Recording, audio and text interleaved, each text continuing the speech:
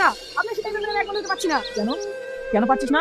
ছেলে আমার এত কষ্ট করে রোজগার করার টাকা ধুলিস্যাৎ করে দিচ্ছে, আর তুমি আমার সাথে একমত হতে পারছো না? একদমই না, বরং আপনার উল্টো দিকটা আমার চোখে পড়ছে।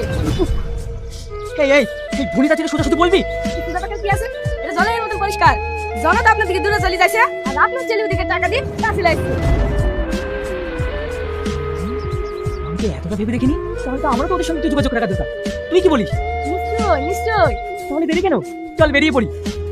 চলুন দাদা চলুন, একেবারে সোজা ওদের ফাইনাল রেস চলে। আচ্ছা, তাহলে আমরা 13 নম্বর সিন থেকে শুরু করি, কি বলিস? হ্যাঁ দাদা, 13 নম্বর সিনটা খুব ইম্পর্টেন্ট। রকি সামনে দিয়ে হেঁটে যাবে এবং পিছন থেকে সীমা ডাকবে। এই সিনটা তোমরা দুজনে করে দেখাও দেখি। ঠিক আছে মাস্টার হ্যাঁ, মশাই। শুরু করো। তোমার তোমার দাঁড়াও, যেও না প্লিজ। না তরু, আমাকে আর ডেকো না। এইভাবে ঘুরে বলো, তরু তুমি আমাকে ডেকো না।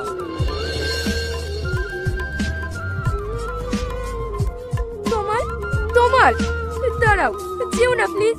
না তরু, আমাকে আর ডেকো না। আমি একজন মানুষ, আমি পাথর নই। তোমার এই আঘাত আমি সহ্য করতে পারছি না। না না, তোমাকে আর কষ্ট পেতে হবে না। আমার বাবা তোমার সাথে বিয়ে দিতে রাজি হয়ে গেছে। ইয়েস, আমি জানতাম তোমার আর আমার মিলন হবে।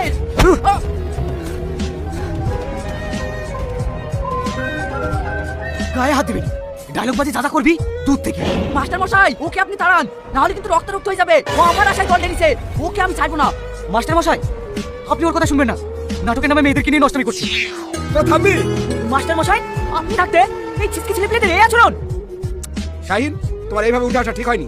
না বাবা, তুমি জানো না, ওটা ওর অভিনয় নয়, ওটা আমাকে নোংরাভাবে ছোঁয়ার একটা চাল। রাস্তাঘাটে পাত্তা পায় না বলে নাটকের নামে এসে নষ্টমি করতে। এই শালি, টাকা দেওয়ার সময় মনে ছিল না, এখন সত্যি করে দেখাচ্ছি। এই শালা, মুখ সামনে কথা বলবি।